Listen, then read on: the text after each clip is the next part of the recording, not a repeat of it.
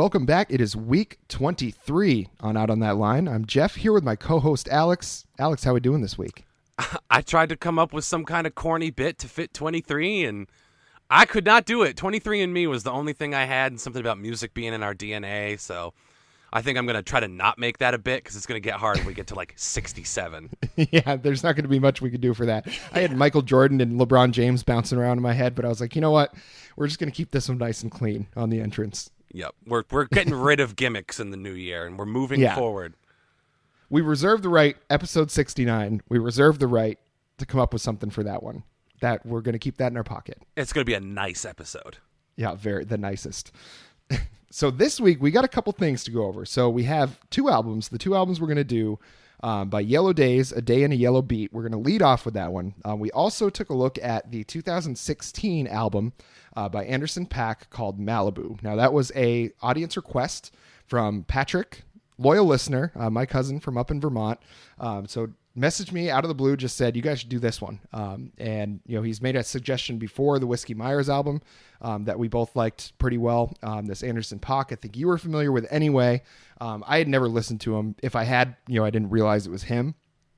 So we got that one on the docket for you to end the show. And then we're going to sandwich in a little talk about this controversy with Morgan Wallen dropping the racial slur, just like I think we all knew he would eventually.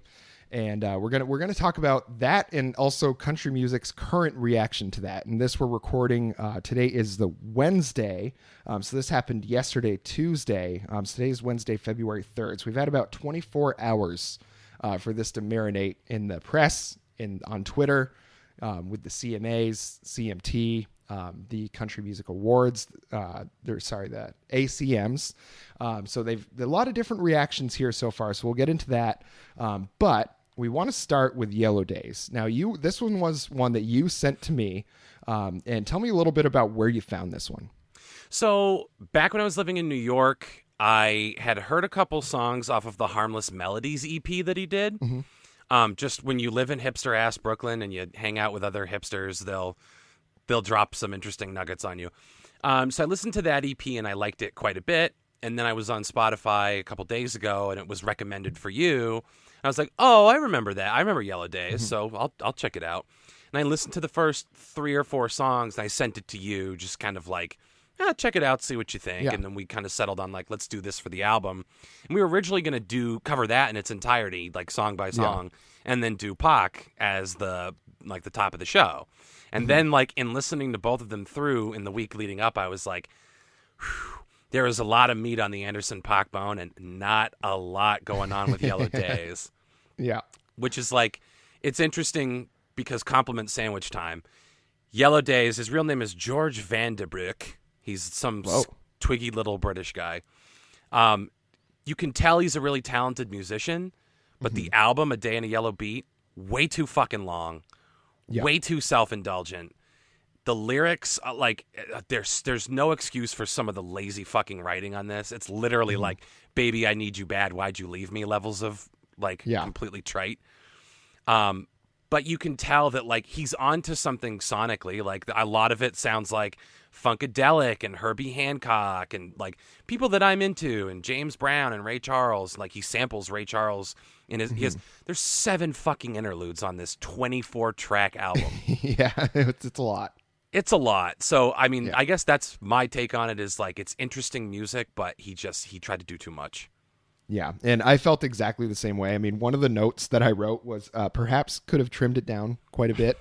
And I liked the skits, actually. I kind of enjoyed those because I felt like, honestly, those said more to me than any of the lyrics did. Especially the bit with Ray Charles when he's talking about how artists today don't have the same kind of environment that he did, where he was able to just kind of experiment, do whatever he wanted. He's saying artists today have to listen to the producers because the producers are just as famous as any of the artists. So, you know, it's now considered a privilege to work with certain producers, and you have to do what they say in order to, you know, get the shine and get your album out there the way you want it to be.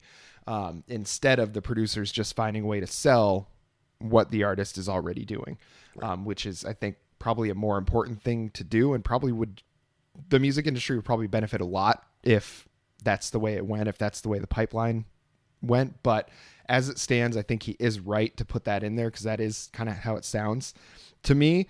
Very self-indulgent to put that in there though, because you know that he's referencing himself when he's talking about that. He's like, well, Ray Charles said it better than I could, but he still has that feeling that, he got taken advantage of, or, whatever situation might have caused that, that came from a very personal place for him.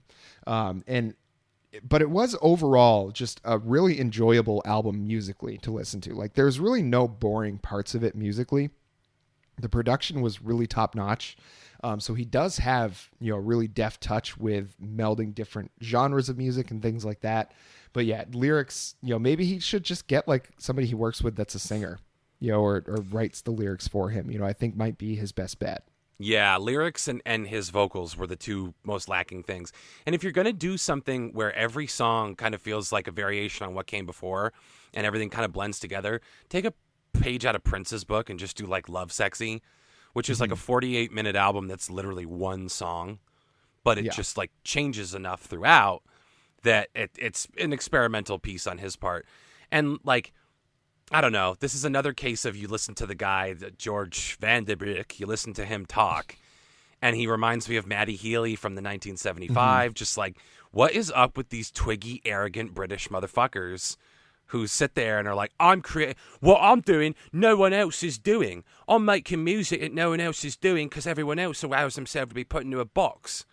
And I'm just like, what a fucking wild accusation to swing around the musical landscape in today's day and age, when it's like, people are, you're reviving a style that fell out of favor. Again, I reference like Herbie Hancock, Funkadelic, George Clinton, Parliament, that kind of stuff.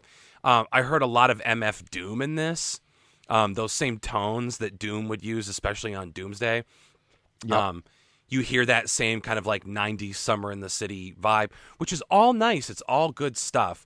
But to sit there and act like I pioneered this is completely fucking disingenuous. Yeah. And it's, I have no problem with people wearing their influences on their sleeve. Like when I listen to the Killers, I love the fact that there's so much Bruce Springsteen just like popping up all over the place with them. Same with the Gaslight Anthem. I love when I listen to Coheed that there's so much like Rush and King Crimson that pops up that you hear. But they're like not ashamed of that. And they don't try to say like, oh, we're doing something completely new. They're doing what they want to do. And it's because they grew up listening to this music that those sounds come out. That's just how it goes. Whenever I've written music, it's very influenced by like kind of country sounds and stuff like that, because those tend to be the songwriters that I really gravitate towards. When you clearly have these influences that you are not aping, I don't want to take all the credit away from him for this, but when you're clearly like pulling this stuff, all this funk and R&B, like these things that were established decades before you even picked up an instrument, you can't say that you're doing something brand new and act like everybody else's music is less than, because your influences are better than everybody else's. So the music that you're making now is therefore better than everybody else's. It just doesn't work like that. We're, I think, kind of in a golden age of musical experimentation, because the accessibility of creating music right now is better than it has ever been at any point in history. Anybody, buying a microphone, buying a small mixer, getting a MIDI controller, all of that, it takes up so little space. You don't have to have a studio. This can be stuff that you just keep in a drawer and bring out when you just want to make music. The accessibility to create music right now is better than it's ever been. And we're seeing crazy albums. I mean, that Heather Trost album was like kind of like nothing I'd ever heard before. The Fiona Apple album was the same thing. It's like all these different ways of making music, and people are discovering them, a new one every day. And to say that you're making the most creative, unique, influential kind of music is just, it's just, like you said, disingenuous. Yeah. So, like, I'll give him credit. Like, it's an interesting album despite the stumbles, despite the fact that the lyrics are, like, insultingly bad in a lot of places, like, to non-existent. And, like, he has Mac DeMarco guest on a track, and all he's doing in the background is just... Yeah, I wanted to throw up. I do not like Mac DeMarco. Oh, see, I like Mac DeMarco. Yeah. I'm not, like, a huge Mac DeMarco homer, but I'm into him. But so I was disappointed. I was like... He's like barely in this song except for making noises in the background. Yeah.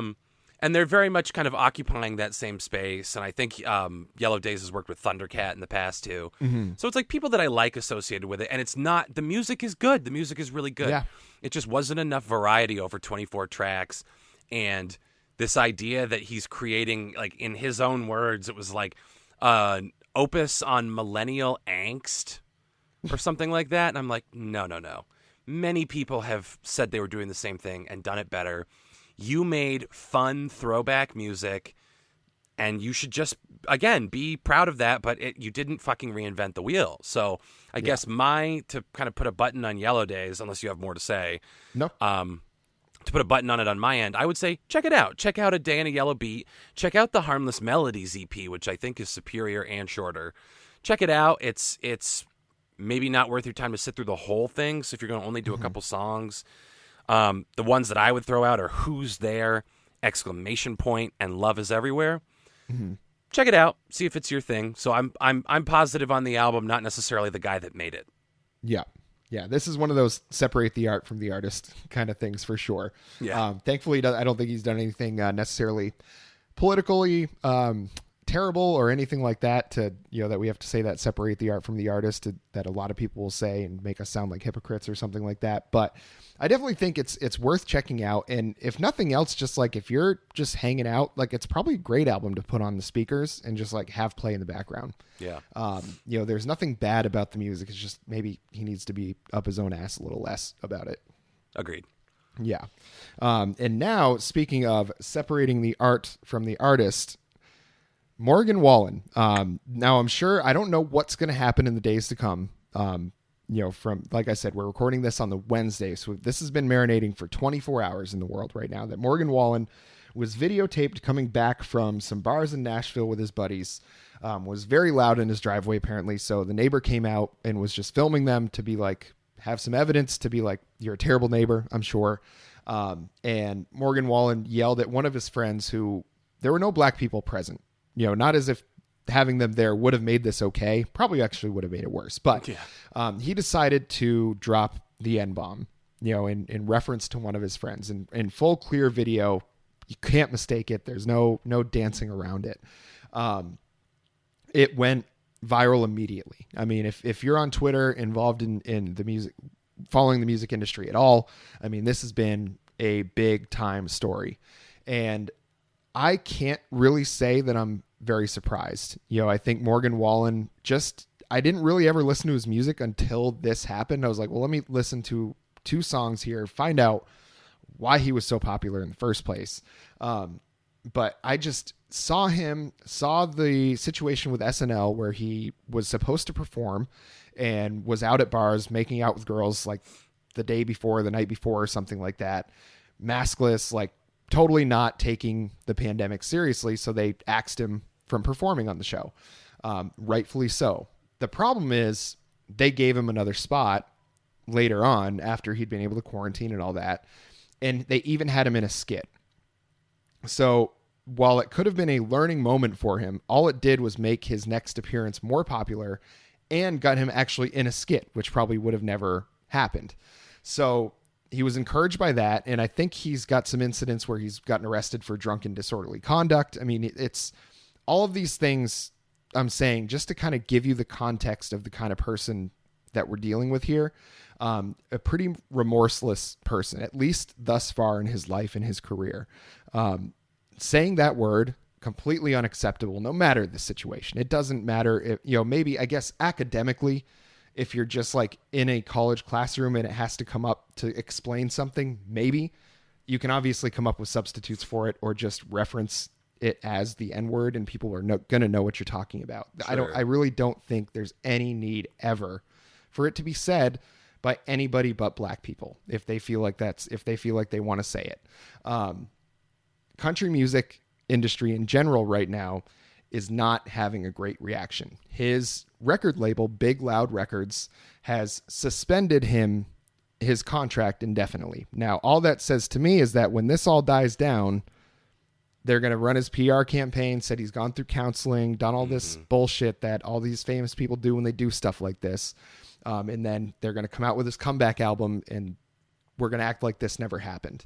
when there's so many black artists that don't even get the time of day, that see the CMA awards say, oh, we're going to have no drama at this during one of the most politically, kind of just crazy times that we've ever gone through as a country. And they're going to say like, oh, we're going to pretend all this doesn't exist. So country music industry in general, not having a great reaction to this. I don't know how much you've looked into. I went down a rabbit hole, so I could go on and on and on, but I do want to get your thoughts here. It sounds like it. It sounds like, yeah, you're a little more dialed into, especially Twitter. Like I've on record as like, I had to get off Twitter because it was just like the negativity was starting to affect me. It's like such a toxic fucking place. Like, unless you're like real handy with that mute button.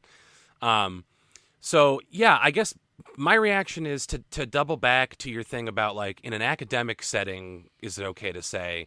And like, that's really only a question that's going to come up for an actor in a Tarantino movie, or an actor in a Spike Lee movie, or someone who's doing an old play, or like something like that, where you have to be a character saying it. I'm not sure it's appropriate for a non-black entity to say that ever, even to like make a compelling argument as to why Noam Chomsky should be allowed to say it in an academic way, and I'll have to debate you on that.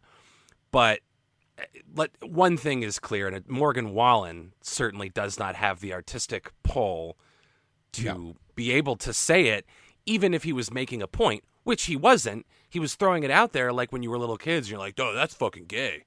Oh, you're fucking retarded. Like, things that you say when you're young and you don't know better, and you don't actually mean, oh, you're a homosexual and you're mentally disabled. Yeah. It's just a word that has been assigned to inflict harm and on those populations as well, which is why when you're a kid, you have no context for it. To you, it's just like, oh, I'm calling you a funny word. And then as you get older, you're like, oh, wait, I maybe didn't mean it that way. Doesn't make it all right.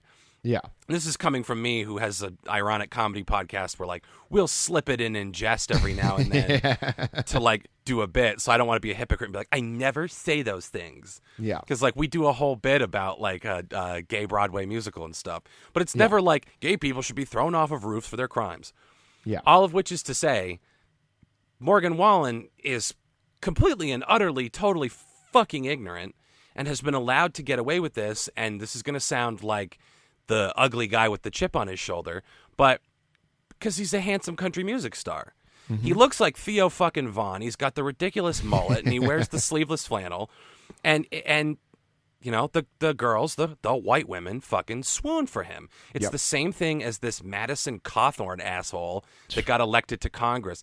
This fucking guy, he's as handsome as the day is long, but he's just as stupid, which proves that people vote on the basis of sex. There are people that sexualize AOC. I find her very attractive, but it's not like, oh, I'd vote for her because she's hot. What if she's batshit crazy?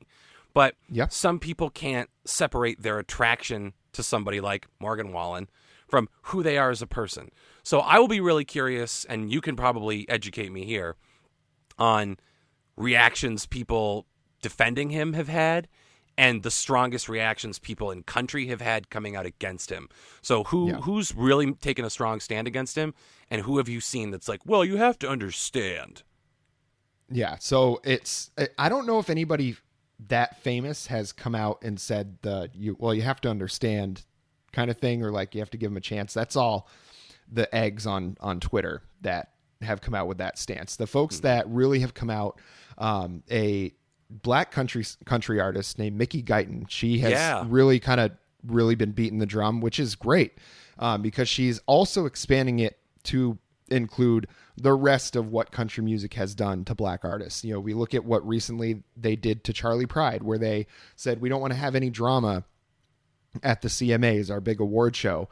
We're going to allow these people to come in maskless. And then Charlie Pride passes away of COVID, and it's just like, they wanted to just parade him up there as, probably the most prominent black artist that country music had, I guess, before Darius Rucker, I would guess, as just this like, oh, see, look, we do like black people. So we're going to have him up here and we're going to give him the Lifetime Achievement Award, and ended up killing him basically. So Mickey Guyton is probably, I don't know many other prominent black artists. There's several that are kind of, really up and coming that I think people are going to, and I'll certainly post some of these on Twitter because there's a lot of names that I just don't want to run down a list here. But she has been the one that says, like, this is not a problem just right now. Like, this is not a singular incident. And she said basically, like, it may not be that they're all saying the N-word, it may not be that specific thing, but the way that black artists get treated in country music is as second-class citizens. Like, they don't really belong there, that anybody that gets some success, they should look at it as they were done a favor, and not that they really earned it. And when you think about, where country music comes from, the South is generally what it's associated with. I mean, the country artists come from everywhere, but generally the music itself, the industry based in Nashville, a lot of it here in Austin, there's a lot of places, Memphis, there's a lot of places where country music is based. They're all below the Mason-Dixon line, which is also where the majority of the black population in America is centered. And that dates obviously all the way back to when they were brought over here as slaves. And to say that black people don't have as much a voice in the music of the South that's kind of racist in itself. And then to just constantly be putting them down all of these hundreds of years later, saying that they don't really have a right to be creating that music when it is just as much their story as it is any of the white people, any of the Morgan Wallens or Jason Aldeans that have, really shown their colors lately as being these very right-wing, conservative, ignorant assholes. So she gets a lot of shit, and she got a lot of shit online today. Of course. Like the mentions for her, and she even said, she's like, this isn't new for me. Like, this is the things that people say to me online are vile. And I looked at some of it, and it's true. And a lot of people were saying, well, if Morgan Wallen can't say it, why do black people get to say it? The age-old argument. It's a disrespectful term, so why does anybody say it? And they don't really get, there's a big difference between, me being in my own house and me going into your house without asking. And that's the difference between a black person using that word and someone like us using that word. We have no basis to ever need to use that word. I have no want to ever use that word. It's always felt uncomfortable to me to even think about using it. And I think anybody that has any respect for human beings other than themselves would feel the same way.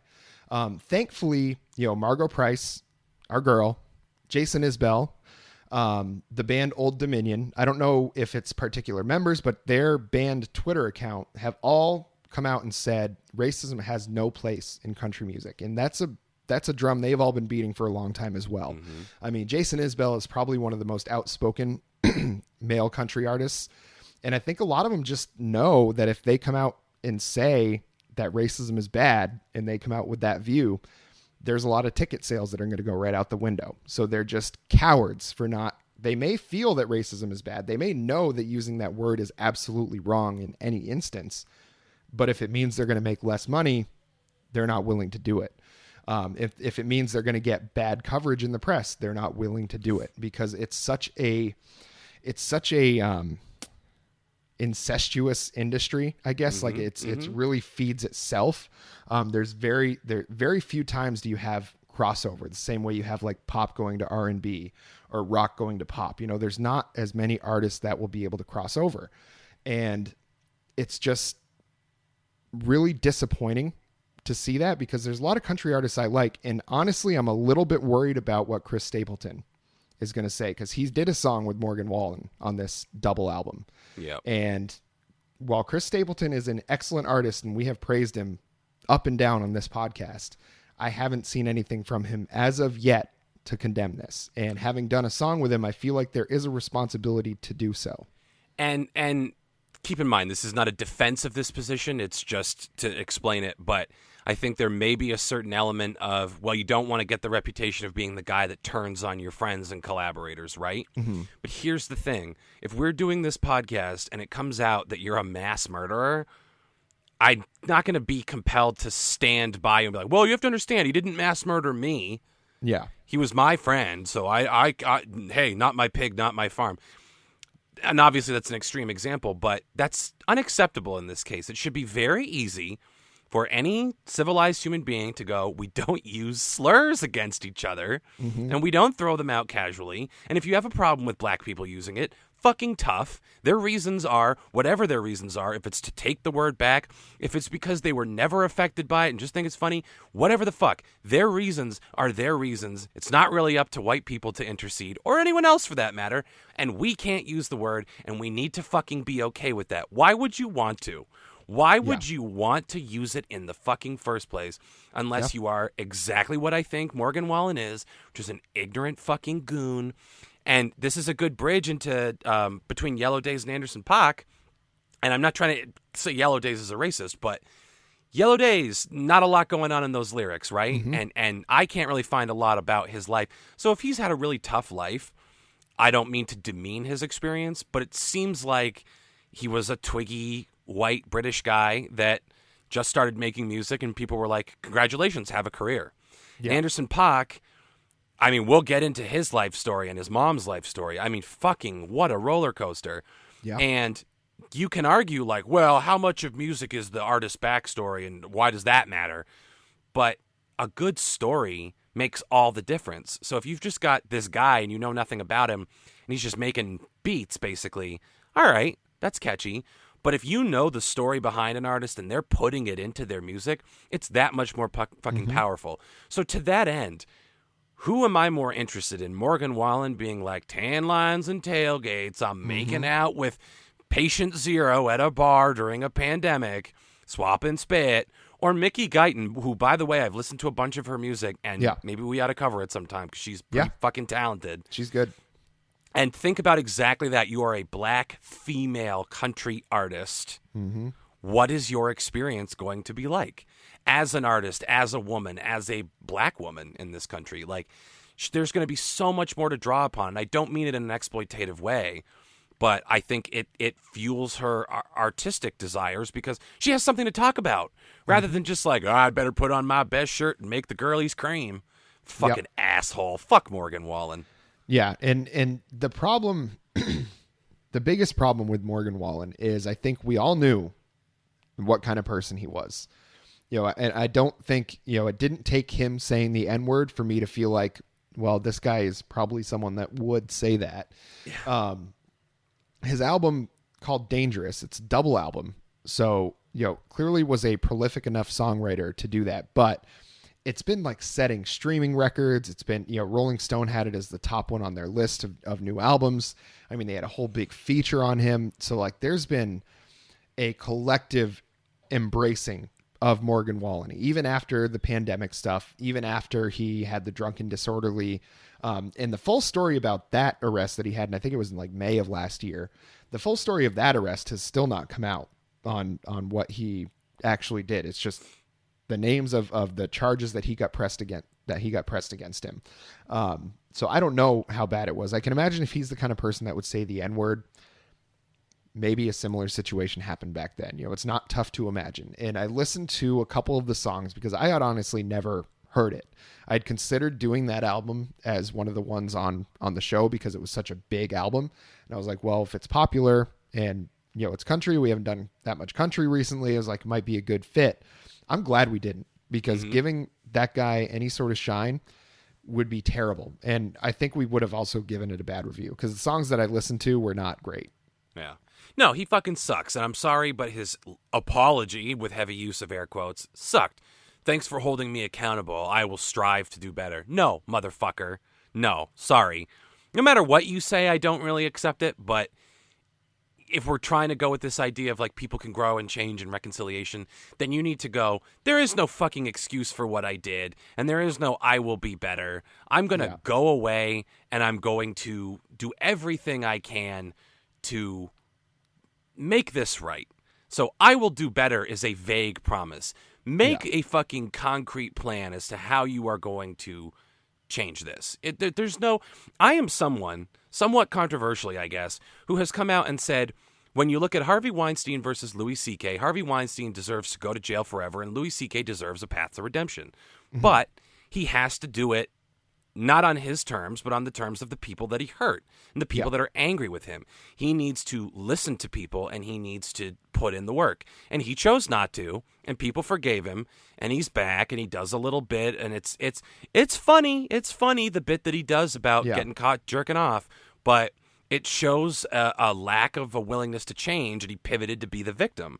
Mm-hmm. And I don't think it's going to be long until we see Morgan Wallen pivot to being the victim of big, scary cancel culture. Yeah. That's next. Yeah. You know it. And, it's already happening. Tammy Lasagna, Tommy Lauren for the uninitiated in the Twitter world, but she's a ghoul of a human being, a terrible, terrible person. She's already gone all in on this is cancel culture. You're just going to rip everything away from somebody because they made one mistake. No mention of condemning the fact that he used the N-word. None of that. Sure. Immediately to, well, you can't cancel him just because of one mistake. It's like, well, I'm going to guess. I'm just going to go out on a limb here. I might be a thin limb. I don't know. He's used that word before. I don't think that word comes out just at 20. He's 27 years old, I think. I don't think that word comes out just for the first time at 27 years old. Like, I just don't think it works that way. I think it's one that he's said, and he's just been lucky enough to not get caught in public saying, or at least filmed saying it. It's just I can't express how disappointed I am in the country music world. I guess it just more reaffirms what we've been kind of thinking about them after seeing what the CMAs did. Thankfully, I think Cumulus Media, who owns like 400 radio stations throughout the country, I think it's like the second biggest distributor of radio stations, if it's called that. I don't even know what the name of that is. Whatever, the umbrella that their radio stations, the 400 that they have, they've cut off all Morgan Wallen's music. They will not play anymore. And I mean, that's like chart topping music. I mean, that's like the most popular music right now. So that's good. The CMT, the TV channel, has said they're removing any Morgan Wallen content that they had. So no music videos, no like interviews that he's ever done. None of his music like leading into new shows or anything like that. The ACMs, the American Country Music Awards, they're kind of the counterpart to the CMAs. They have actually come out with, I think, the strongest stance of any of the organizations. They said, we are not going to have him involved. Anybody that sympathizes with him is not going to be involved in our show. Every one of our employees is going to be going through like education about, racial issues, things like, just basically don't be a shitty person. Like, don't say dumb stuff like this, and trying to maybe let them know what is actually going on in the world and training them to be better. So that's cool. Like, that seems like something that is, not only addressing a problem now, but trying to prevent another one in the future, which is, I think, what organizations should do. We'll see if they stick to that, or if it was just some nice words that they put out, but they didn't really leave anything, no gray areas in what they were saying. They were like, if you sympathize with him and come out saying you agree with him, we are not having you on our show. He is not going to be on our show. He's not going to be involved in any way. And if you do something similar to him, like whether you are sympathizing with him or not, you are not going to be there either. So I think getting out ahead of it like that, I like seeing that. The CMAs, at this point, they can go fuck themselves. Like, I don't think there's going to be any sort of redemption for them, for me. But the ACMs, maybe. I don't know. I do know that a better story, maybe just to wrap this up, something that is far more important in country music and really should be getting more light. Are you familiar with the Brothers Osborne? Yeah. At all? So the TJ Osborne, the singer in the band, just came out as gay today. And I guess in his personal life, everybody that he knows well has known that, but he's never publicly come out as gay. And that makes him the only openly gay male artist signed to a major record label right now in country music, which is great that he's pioneering. But then you look at it and you're like, it's 2021. Like, how bad is country music? Like, how bad is that environment that until now, only one? I mean, it's not as if he's the only one. I mean, that's statistically very improbable that he's the only major label artist that is gay. How toxic is that industry, is the country music industry, if only one person has felt comfortable enough to come out? And that's after his career is already well enough established that it's going to take a lot to break it down. They're not going to be able to just like brush it under the rug. They're far too famous for that. It just makes me a little sick to my stomach to think about, and it wasn't something that really occurred to me before. Probably should have. But it makes me a little sick to my stomach to think about the fact that we've gotten all the way to 2021 and just had the first male artist be openly gay on a major label. Yeah. I mean, it's embarrassing for the genre. It really is. Like, especially this Morgan Wallen stuff and TJ Osborne coming out. It's a referendum on the genre, which is that it's stuck in an old, hateful time playing to a backwards demographic. I'm sorry. If you're one of these fucking stars and bars assholes, you are stuck in a worse time than the one in which we currently live. Mm-hmm. Like, just get with the program and it's just frustrating. It's frustrating because I used to be hard on country when I was younger, and then really through my friendship with you, kind of gave it a second chance and found all the outlaws, Sturgill and Margot and everybody else, and really came to appreciate that because it's wild to me that they are outlaws for talking about very common sense things that are morally right. Margot Price saying, "Don't say the N-word and gay people have a place in country music," is not a controversial position to me and to most of the rest of the civilized world. But the fact that there's a whole genre of music where fucking TJ Osborne had to bite his nails wondering how this would be received, that's pretty fucking sad, quite honestly. Yep. Yeah. And, when you think about it, even going back to the kind of original outlaws, Johnny Cash, Chris Christopherson, Willie Nelson, these guys that were the original, and Waylon Jennings, they were also the ones that were going to be just fine with someone being gay, would be just fine with someone being trans, would never even think to say the N-word. It's like these are people that have, stood up against all of that throughout their career. I mean, Chris Christopherson went out in the middle of, I think, Madison Square Garden when Sinead O'Connor was getting the shit booed out of her because she had just done that SNL performance where she said, "Fight the real enemy," and ripped in half the picture of the Pope. The entire audience was booing the shit out of her, and he walked out on stage and hugged her. They were there for, I forget who's, Bob Dylan's birthday, I think was for what the performance was for. And she went out to sing her song, and she was like 25 years old at this point. I mean, she was pretty young, and he just went out there and gave her a hug, basically saying, like, if you're going to boo her, like, you're also booing Chris Christopherson right now, one of the greatest country songwriters to ever live.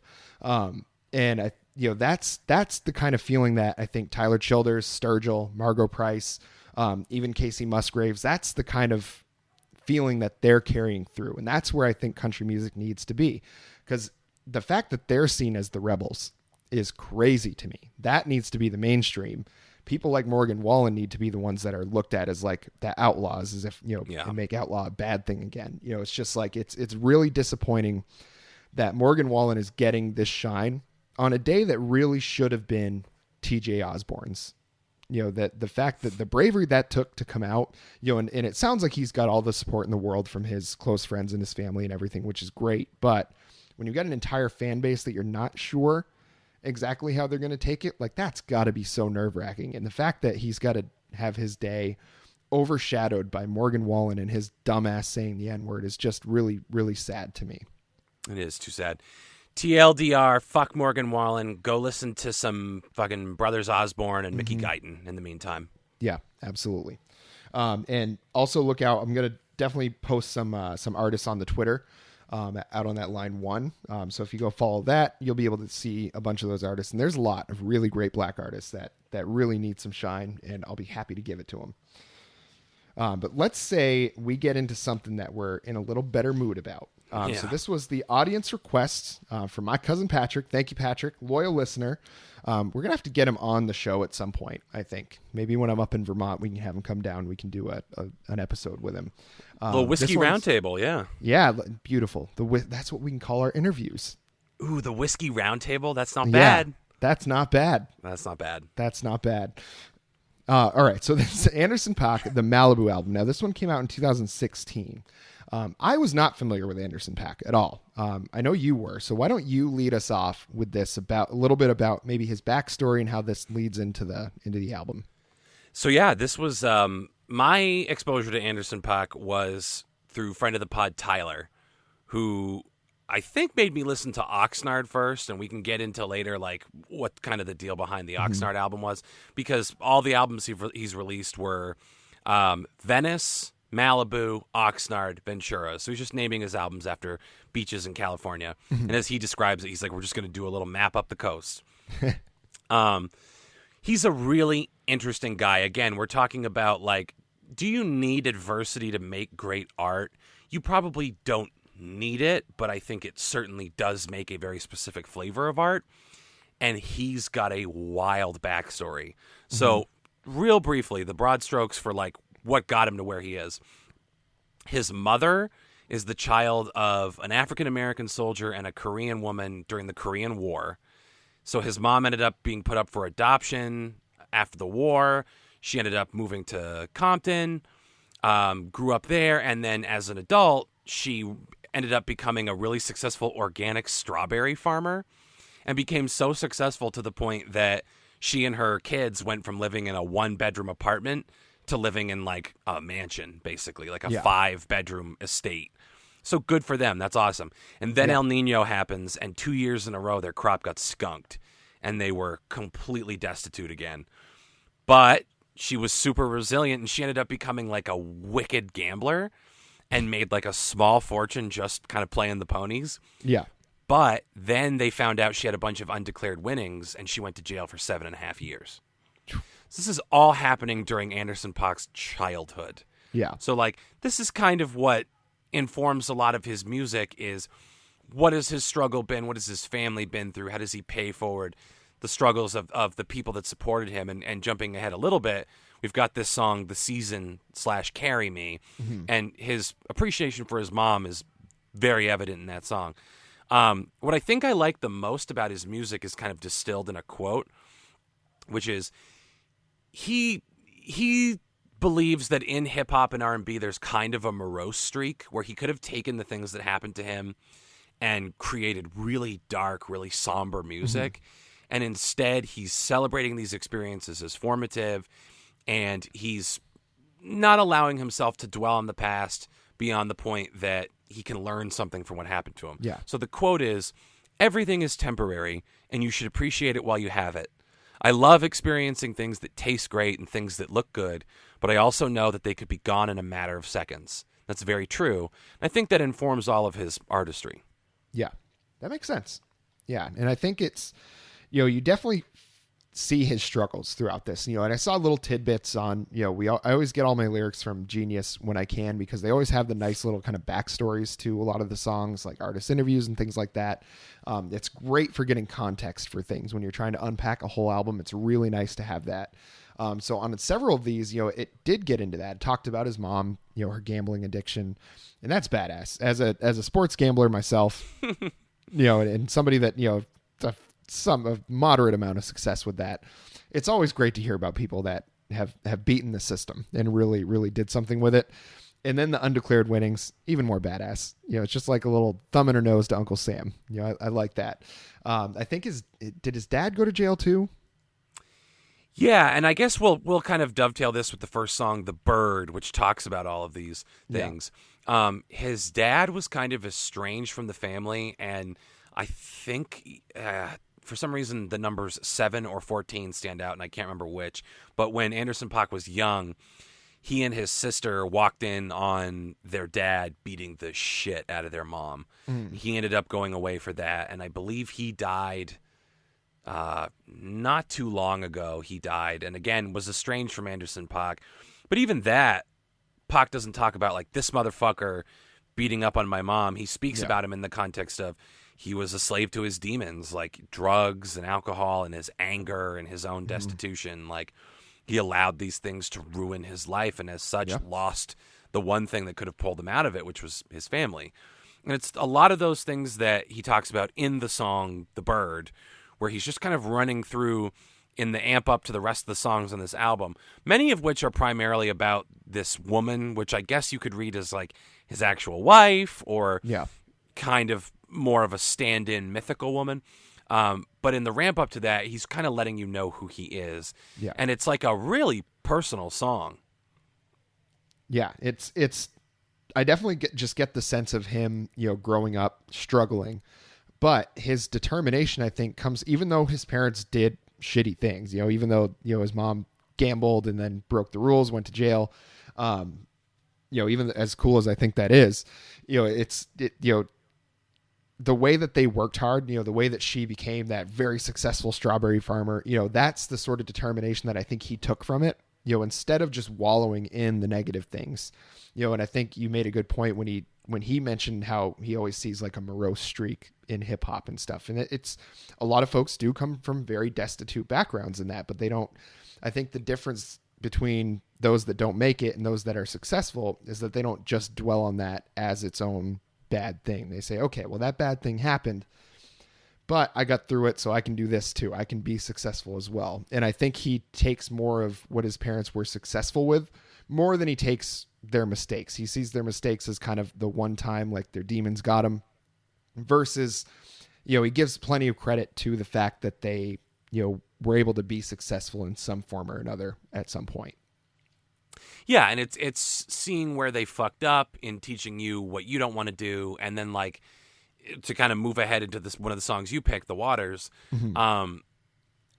He was in an interesting position pre-fame where he kind of bounced around from job to job, and he describes himself as a guy that was like, okay, I'm the one black kid in my school, so I'm going to be a phenomenal singer, dancer, performer, and that's going to be my niche. And then he realized, like, I'm not, like, getting a ton of traction through this, so I'm going to be, like, an alternative black kid. Mm-hmm. And I'm going to wear, like, the jeans and the black T-shirts and stuff like that. He's someone that, like, loves to try on personalities and try a bunch of different things. And I think he had to live all these different personalities to get where he is now. And in doing so, he worked a lot of jobs. I remember at one point he was like working on a pot farm, mm-hmm. but he ended up getting fired, and he was homeless with a wife and a child. And it was just this breaking point where it's like, what do? Do you keep dreaming and you keep chasing this thing that you know is creatively fulfilling, but you've got people that rely on you? So you either make that dream work or you take the sure thing and give up on your dreams, but provide for the people that are counting on you. And that's like kind of sort of the context for The Waters, which is more so about the deep waters of fame, right? Like mm-hmm. suddenly being thrust into this situation where it's completely unprecedented for him. He's got people borrowing money or he's giving people money and people want to be around him, and he's suddenly very influential, having come from this point where he almost didn't make the leap into music. Yeah. And he's got a great, the first verse, the last 4 lines, I'll read them. I'm glad that you finally made it to the future, but you're late. And the price is through the motherfucking roof. If you want, you could wait outside the building. I ain't taking no more meetings. It's him. I love that kind of real like hip hop bravado that he just like all of a sudden will kind of unleash throughout the album. He's very emotional in a lot of his lyrics, but he definitely likes to, he's like, I got a lot of Kendrick Lamar. Yes. Listening to him, especially he's when very influenced by him. Yeah, like when he's rapping, I hear a lot of that kind of Kendrick Lamar style where Kendrick Lamar will have very personal, very emotional lyrics, but he'll also have that really good standard hip hop bravado, where Anderson Paak is like, okay, well, I'm doing the stuff that's leading the movement now. So it's like, if you're trying to work with me now and you weren't before, it's like, well, congratulations, you've finally realized what's good, but you're already late. So you can wait outside the building because I don't have time for you. Like I only had the time for the people that were giving me the credit when I was working for this, not now that I've made it. And that's got to be a satisfying feeling too. Like I don't mean to ascribe pettiness to him because I don't necessarily think it's petty, but it's got to be such a satisfying feeling when people pass on you and don't believe in you and don't have your back. And all of a sudden it's like, oh wait, my instincts were totally right.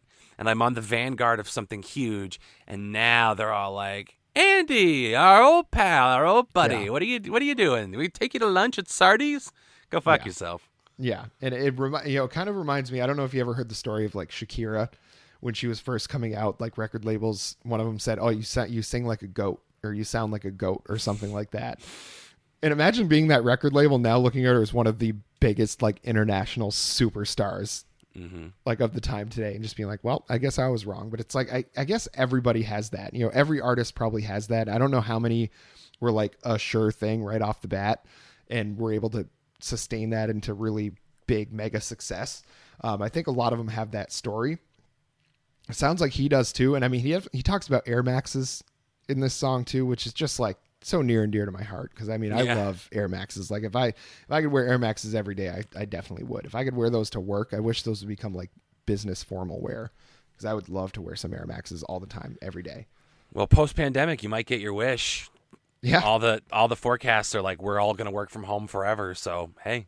Hell yeah.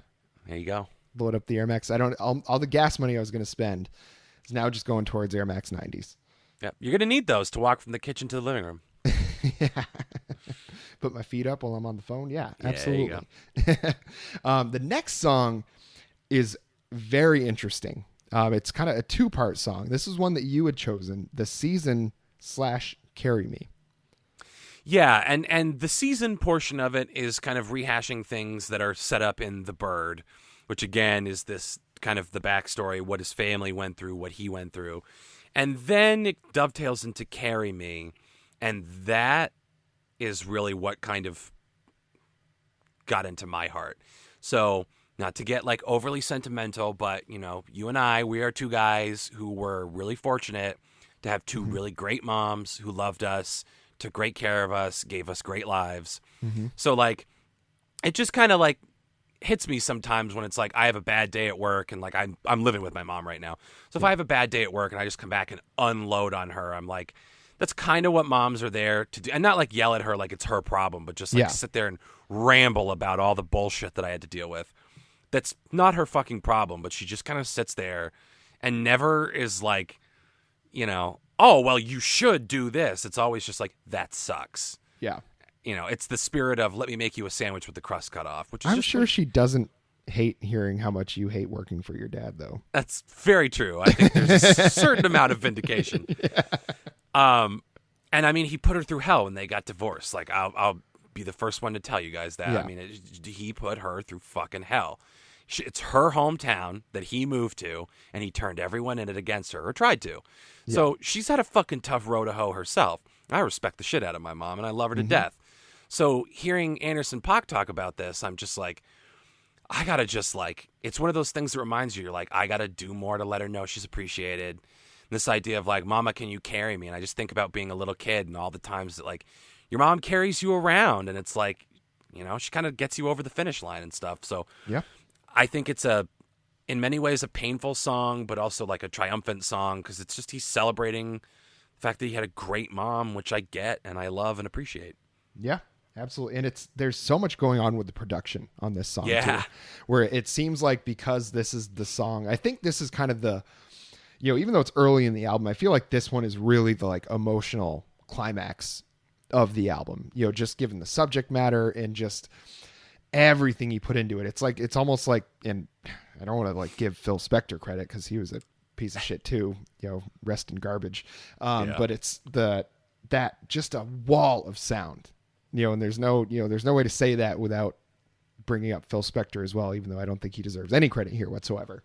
But it's just like so lush and thick. It's just such a good song to listen to because you want to talk about being able to pick something new out every time you hear it. This one in spades. I mean, you'll hear a new instrument every time you listen to it. It's just really, really good. And I think the interesting thing about this and the next one we're going to talk about, Without You, they share a quality, which is that you look at something like Yellow Days, and that was an album that sounded like someone busting ass. And again, credit for using live instruments and all that. But it's someone clearly busting ass to make something really good and interesting and intricate. And sometimes it's, as I like to say, putting a hat on a hat frequently in that album. There's just too much. And it's like never, or actually to go back to that quotation about Zappa that I love, where it's like never has somebody worked so hard to sound so shitty. You did it. You got him in. I got him in. Fuck yeah. Almost at the end. Oh man. But like, and I'm not saying Yellow Days is shitty, but it's like, this is clearly like, why are you working so hard? You're putting a lot of effort into this and it's kind of too much. Yeah. But with Anderson Paak, it's like almost like he's not trying. Obviously he is, but it's just like, it's so natural to him to come up with these super lush, really well produced, like nothing's too loud, nothing's out of place, Yeah. And he's just got like these mellifluous vocals where it's just like his voice just glides over the instrumentation. It's so smooth. It's so smooth. Smooth is the word I would if I'm going to give this album an overall, like if I get one word to describe it, smooth would be the word I would use, because he just goes in and out of just like pure rapping into just kind of like a sing-songy into straight R&B. He takes everything I like about hip hop and rap and R&B, and he just puts them all together. And, you know, I'm definitely going to check out his other albums too, because I have a feeling this is not a unique thing for him. Like, this might be his best one, but I'm guessing his other ones are pretty damn good as well. But it's just like that song in particular, what is Seasons/Carry Me? Is that what it's? Yeah. The Seasons/Carry Me is just a really, really excellent production. Then moving into Without You, this one tells a little bit more of a story. Kind of funny, you know, because it's definitely like two sides of a coin. You know, the first verse is professing this love for this girl that you mentioned. I don't know if it's a real girl or if it's, you know, just this kind of mythical stand-in for as a person. But he's professing his love for her, you know, saying like, oh, we could do all these things together. And then the person that he's got on the song with him, a rapper called Rhapsody, she does verse 2, and it's not going well. You know, he like messed around on her, you know, he did all these things, but it's just a cool story. And it's definitely a break from the other ones, because you get this like very kind of linear story rather than having to kind of extract things and figure out what it is he's talking about. You get this very linear A to B kind of story, and it's just well done. I mean, they're both very good rappers, but it was just more to me that storyline was just kind of funny. Yeah, I like the juxtaposition of like it starts off and you think it's very confessional from him, where he's like clearly got abandonment issues, and now there's someone who's seeing him at his lowest and they're not leaving him, but he's worried that they are. And he kind of speaks about his own vulnerability, but then in Rhapsody's verse you see that she's talking about like, yeah, and your abandonment issues made you run out on me, motherfucker, because you're going to ruin a good thing when you see it. Because that's just what you're programmed to do. That's your version of fight or flight, is fucking loyalty or fuck. And he went around and just was banging a bunch of people. Yeah. And she's angry about it. But it's like the funniest anger, and not funny like, oh, it's funny that he cheated on her. It's just like her, the way she's like. She rips him up. Oh my God. It's fucking great. Yeah. Yeah, this is one of those things where I've mentioned it before when we're talking about rappers that obviously I'm never going to be a freestyle battle rapper. I don't have those kind of chops. But if I were, she's one that I would not want to see across from me, because just no thanks. I feel like every part of me, every emotional, physical, spiritual part of me would just be absolutely shattered if she felt like it. Yeah. She will ether you. Yeah. Oh, good reference there. Yeah, a little nods for you. It's definitely just, I think as far as just a pure kind of hip hop song, it's very, very good. This one kind of stood out to me because it was just a jam, just a bop. Yeah, definitely. So then scooting on down the line, one of the ones that you had picked was Come Down, which I think is people would probably recognize from Madden. I think it was like a Madden lobby song. Yeah, I think at Madden 17, I think. I think the last one I had played before Madden 20, because I was able to get it for free through like the Xbox service, I think was like Madden 05 or something back when I was in high school. I remember playing that when I had breaks from soccer tryouts in the summer. So it was like that. It had been a long time since I'd really done any Madden, and I didn't play Madden 17. So I don't remember the song from that. But I could see why they would put it in there, because it's got a very kind of old school hip hop kind of vibe to it, especially with the bass line. And his drumming is absolutely out of this world. I mean, for me, I think as good as Thundercat is at playing bass, I think Anderson Paak is that good at playing drums. I mean, it's really unbelievable the kind of syncopation he gets in this song. And it's like a really uncanny, again, I don't mean to take anything away from his artistry, but it's just like, so if you told me that he was covering a James Brown song, I believe you. I mean, it's got that same kind of vocal, that ha ha ha, like that same style of attack to the vocals. I mean, it is. It's something that you could slot in with classic hip hop, despite being from 2016. It's wild. And if you want to know how fucking crazy this bastard is, He samples the Israeli national anthem in this song, and it just like perfectly lines up with the beat. It's unreal. Yeah, he's definitely a very like singular talent.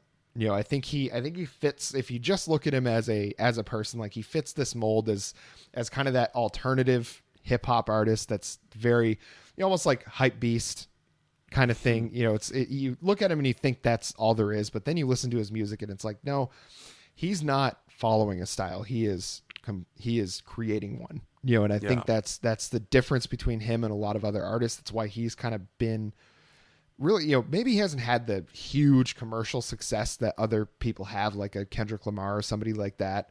But he certainly deserves to have that. He's the kind of guy that, when you hear that saying like, oh, it's your favorite rapper's favorite rapper.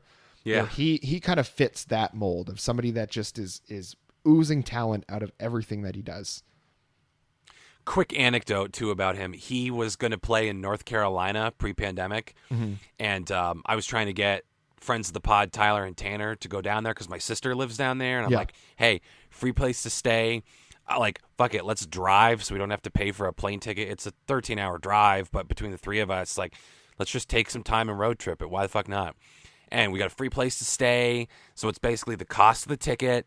Mm-hmm. He had Earl Sweatshirt, No Name, and Thundercat opening for him. And I think maybe Mac DeMarco. Just like alternate nights. I'm like, let's go to 2 nights and let's see No Name and Thundercat on one and then Sweatshirt and Mac DeMarco on the other. Goddamn Tanner didn't want to go because he wanted to go to a fucking work conference instead. Oh, well, is that the SIDA conference, though? ECAC SIDA. Oh, but that's where Tanner gets to shine. I know, this. But yeah, that's God Tanner's bread and butter. That's his, that's him in his element. But I lost my coalition at that point when he's like, I'm going to go to ECAC SIDA. It's like, well, Tyler's obviously going to go. Yeah, he's not going to go to the concert with me. You could have stayed at the Bud Light Palace. I assume that your sister's apartment is sponsored by Bud Light. I would have to assume. Yeah, I mean, just probably a fridge full of it. If I had to guess, it's that or she's super into like Frosé now. So yeah, interesting anecdote about your sister, actually. When I quit cigarettes, the last one I ever had, she was the one that gave it to me. Oh, wow. Yeah, a beautiful Marb Light. Nah, she ruined my life, and now she gets to ruin yours. That's nice. Now, Silicon Valley, the next song that you picked. I didn't pick this one because I was like, I don't know how I'm going to talk about this one on the pod. I was like, my dad listens to this. And then I realized that, you know what? He raised me. So whatever I say is his fault. Yeah. You're pretty much a product of his environment at this point. That's very true. Yeah. I mean, it's so really, let's let it rip. Like, give us a little background on the emotional depth of this song. So, yeah, at the risk of being the dick and fart joke guy on the podcast, I have an affinity for cleverness. And again, it's Frank Zappa creeping in where, like, he could do some really blatant, stupid stuff where he'd be like, pick a booger. And you're like, whatever. But then sometimes he could, like, cleverly, like, your mileage may vary on a song like Bobby Brown, like how disgusting you find it versus how clever you find it. But I have an appreciation for people who can make vulgarity into art. And I think that Silicon Valley fits that bill because, in essence, it's a song about Pac talking about there are plenty of women out there who have had all the latest surgeries and have gigantic breasts and big fake Kardashian asses. But he wants to get to know what's underneath all of that. Underneath the Silicon Valley. Yeah, the Silicon Valley is all of her curves. And he just wants to explore the tenderness that's beneath there. So it's this slow jam about like, yeah, you're hot, but what is under, as he puts it, what is underneath that tender titty meat? That's the line that got me. I mean, he says, what's behind them tiggle bitties at one point, and I was like, okay, that's kind of funny. And then he just says, what's behind that titty meat? And I lost it. I mean, I was like, you gotta be kidding me. I've gone through this whole album of this guy talking about how much they struggled growing up, like how much his mom did for him, how much he really loves her, you know, her demons, his dad's demons, like all these bad things that he's overcome. And then he says titty meat. Just incredible.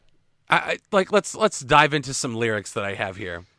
Yeah, all of that ass you're carrying, you gotta be shitting me. All that body you came with, but where are you mentally? I know you hear it all the time, but you ain't gonna hear it from me. I just want to focus on them lovelies. What's behind them tig old biddies?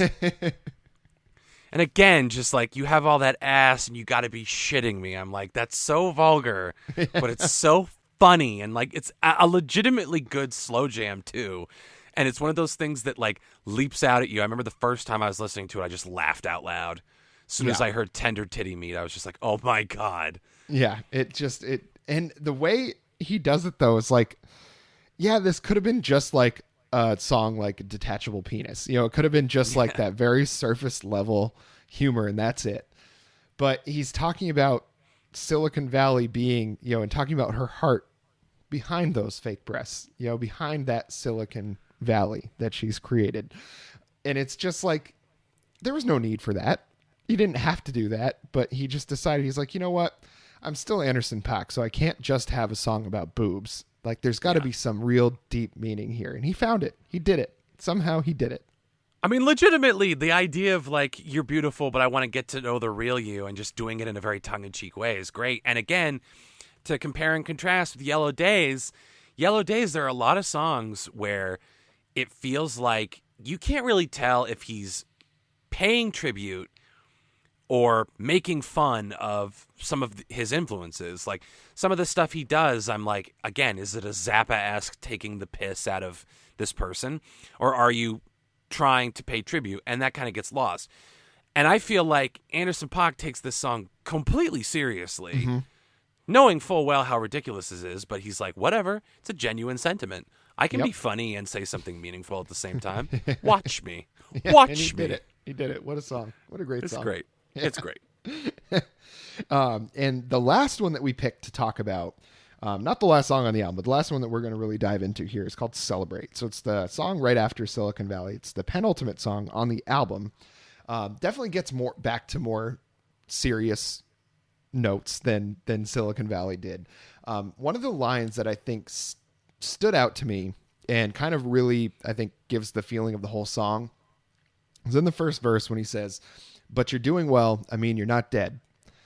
And he's just like, in that, what you mentioned before of saying, you know, everything is temporary. You know, I may love these things, may really enjoy them, but you need to understand that it's temporary. They may not have them forever. So you better be ready for that. And I think it's that same kind of sentiment here where he's like, but you're doing well. I mean, you're not dead. Meaning, yeah, maybe something bad happened, but it didn't kill you. And it's that sentiment. If it doesn't kill you, it makes you stronger. I guess unless it paralyzes you, then you're probably not stronger, but that's neither here nor there.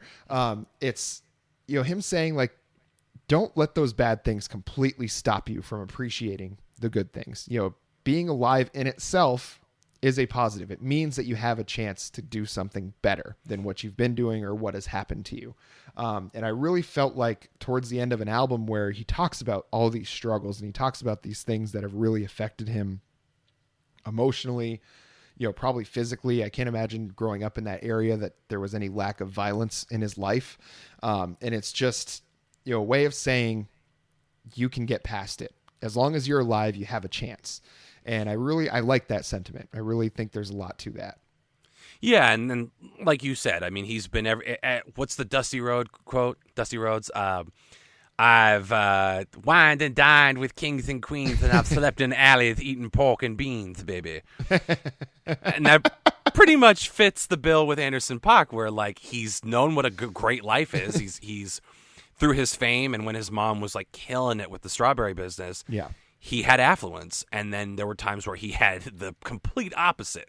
So he has lived along that spectrum, and the most powerful sentiment here is gratitude. And that's a big thing that they'll tell you in dealing with anxiety is to practice gratitude. And a shout out to a show that, of all shows, season 4 of Big Mouth, the cartoon on Netflix. Yeah. They do a really good job of depicting mental illness and depression and puberty and all these other things like anthropomorphically. And that's a big thing that they focus in on is like you can control your anxiety about your current situation, anxiety about the future, anxiety about things you have no control over. You can control those thoughts at the very least by practicing a little gratitude. So if you're just like having a terrible day and you're like, you know what? I'm thankful for the fact that, I'm gainfully employed and it's allowed me to live in my own home, that kind of thing. It's about recognizing what you have, the fact that it very well could be fleeting. You may be lucky enough that once you get it, you can hold on to it, but there really are no guarantees. Everything is a total gamble. So the only thing you can do is be grateful for what you have when you have it. And again, that morose streak just gets completely buried by this literal, the song is Celebrate. It's a celebration of life and everything that you've had that makes your life that much more interesting. Yeah. And I thought, and he closes the album with the song called The Dreamer, that he has Talib Kweli on, which is a big name to get, especially in hip hop. But Celebrate, I feel like, to me, is a really good way to kind of come down from the rest of the album. It really is a good perspective song, without saying, anything. He talks about very specific situations pretty often throughout the album. I think this one, he takes a step back a little bit, a little broader perspective, and just kind of looks at his whole life and is like, well, there's a lot here to be grateful for. There's all this stuff I've been talking about that was really tough to go through, but here I am anyway. Here I am making music, making an album. And I feel like that is the sort of sentiment that a lot more people should have. That's easy enough for me to say, it's who knows what other people are dealing with, but if you're able to have this mindset, if you're able to look at things this way, that, another day that you're alive is another day that you have to turn yourself around. If you have that perspective, I think that can be a really positive influence on your life. And I just thought it was a really good way to kind of close out the album and then lead into The Dreamer. But this one to me is kind of the spiritual end to the album, at least the journey of this album. Yeah, I would agree with that. Yeah, The Dreamer puts a nice bow on it, but this is really kind of like the thesis statement. Yeah. It was overall for me, this album, absolutely stream it. I'm a little disappointed that it's been out for 5 years now at this point, and I just had never really gotten into it. I'm sure there's a zillion albums that I'd feel that way about if I heard them. But this one was really an excellent listen. I was pretty captivated through the whole thing. So definitely stream it. Yeah, definitely. Check out his other stuff. Oxnard, way different. It's when he started working with Dr. Dre. Controversially, some people were like, oh, it's just all aggressive Dr. Dre beats and a lot of rapping, and Pac sold out. And it's like, you can't look at it that way. You have to look at it as an experiment, an evolution in his sound. Oxnard is a great album, so I would suggest check out whatever he's got to offer. It's very worth it. Yeah, and anybody that would be upset about one of their favorite artists working with Dr. Dre is just absolutely outrageous to me.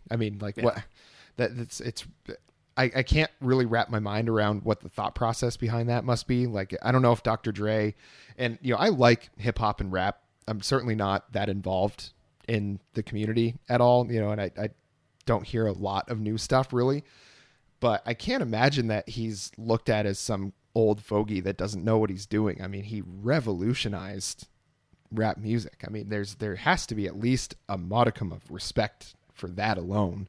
Yeah. And music that still gets listened to today. Snoop Dogg would not have been at his level if he didn't have the work that he did with Dr. Dre in that camp. NWA is still one of the most influential rap groups that's ever existed, and he was kind of the musical genius behind that, and it's just like, why anybody would be upset about Anderson Paak working with somebody who was probably one of his heroes. If you grew up in that area listening to hip hop, he's our age. So, through the 90s, like in the early 2000s, like Dr. Dre, Eminem, 50 Cent, like all these people in that camp were probably among his idols, were probably people that he looked up to. So like, why wouldn't he immediately take the chance to work with one of them if he got that opportunity? Yeah, like all these people wouldn't too, Yeah. It's ridiculous. Yeah. So all of that is to say, he's got a lot of material worth checking out. Yeah, absolutely. And I think people would do well for themselves to check it out, especially this album. I really, really like this one. Yeah, for sure. Yeah. So I think we're getting up to the end here. So is there any other major news points or things you wanted to make sure we mentioned here? No, not that I can think of. I think that's it for me. All right. Well, when you all hear this on Monday, it means that we have released our first single. Now, I think the schedule that we're going to try to go with, and we obviously reserve the right to change this as many times as we want. It is our show. But we are going to try to release these videos on Thursdays so that you get our regular episodes on Mondays. That's not going to change. And then you get our short singles videos on Thursday. So make sure you check those out. Subscribe on the YouTube so that you get notified whenever those come out. We're going to try to do other content here and there, but those I think are going to be our scheduled ones that we always make sure come out each week. We're not going to limit ourselves to just that if we have ideas to do other things. But if we do those other things, you subscribing to the channel is how you're going to find out about that. So just make sure you do that.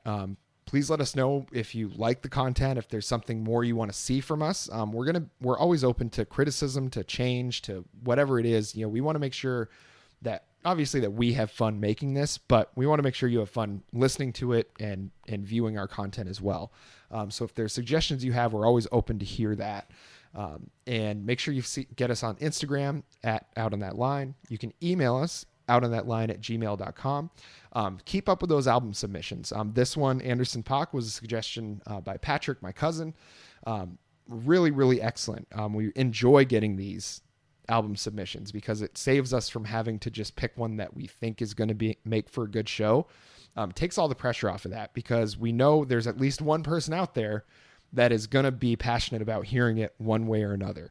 I think it's really important for us to keep kind of getting that validation, I guess, without any other way to put it.